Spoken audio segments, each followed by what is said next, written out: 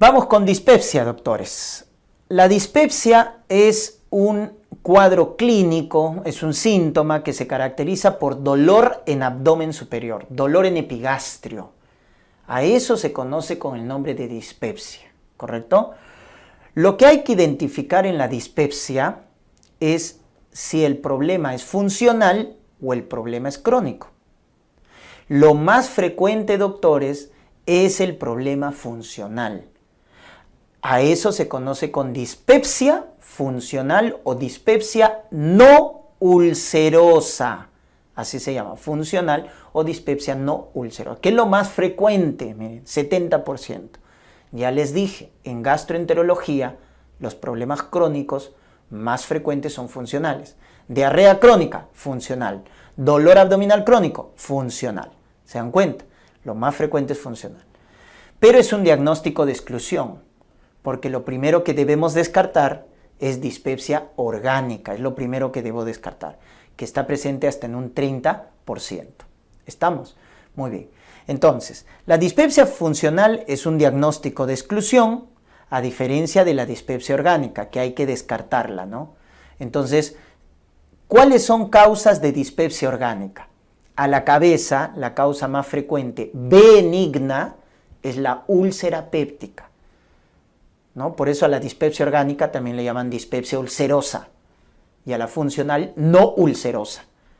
Porque la úlcera péptica, doctores, es la causa benigna más frecuente de dispepsia orgánica. Y la maligna más frecuente de dispepsia orgánica, cáncer de estómago, adenocarcinoma gástrico. Entonces ahí tienen la causa benigna y maligna respectivamente más frecuentes de dispepsia orgánica. Luego hay otras causas, la enfermedad de reflujo, medicamentos, AINES, hierro, digoxina, la misma pancreatitis también que da abdomen en la parte superior, severa, ¿no? Que se irradia en cinturón. Alteraciones metabólicas como hipercalcemia o hipercalemia también pueden dar este cuadro clínico, carcinoma hepatocelular o trastornos sistémicos como diabetes, disfunción tiroidea o de paratiroides. Entonces hay una lista enorme, pero los dos primeros son los más frecuentes. ¿Estamos? Entonces esto es lo primero que hay que descartar, doctores, la dispepsia orgánica, ¿ya? Y hay que sospechar dispepsia orgánica cuando justamente tenemos síntomas de alarma, ¿no? Por ejemplo, un paciente que viene con baja de peso, más del 10% en un año o más del 5% en 6 meses. Es pérdida de peso ya consuntiva, patológica, ¿no? Hemorragia digestiva, anemia ferropénica, vómitos severos, disfagia mecánica. Entonces, esos son síntomas de alarma frente a una dispepsia. Cuando una dispepsia viene con anemia ferropénica, baja de peso, hemorragia, vómitos severos, disfagia, estos síntomas de alarma nos deben hacer descartar un problema orgánico. Entonces haremos endoscopía. O sea, ahí indicamos endoscopía. ¿Cuándo indicamos endoscopía en la dispepsia? Cuando hay síntomas de alarma. O el paciente tiene más de 60 años. Un paciente con más de 60 años con historia de dispepsia, de frente endoscopía, de frente. Si tiene menos de 60 años, busquen los síntomas de alarma. Anemia ferropénica, hemorragia, baja de peso, vómitos severos, disfagia. ¿Se dan cuenta? De esa manera. Pero si no hay esos síntomas de alarma, el paciente es joven, no hay síntomas de alarma, entonces lo más probable es que sea un problema funcional. Lo más probable, que es lo más frecuente, ¿no? Pero es un diagnóstico de exclusión. Y ahí tienen que recordar los llamados criterios de Roma 4. Los criterios de Roma 4, doctores, nos dicen para dispepsia funcional que el tiempo de enfermedad debe ser de al menos 6 meses y que deben estar activos en los últimos 3 meses. Ese es el primer criterio. Tiempo de enfermedad, 6 meses, activos al menos en los últimos 3 meses. En la cual hay historia de ¿qué? Alguno de estos síntomas.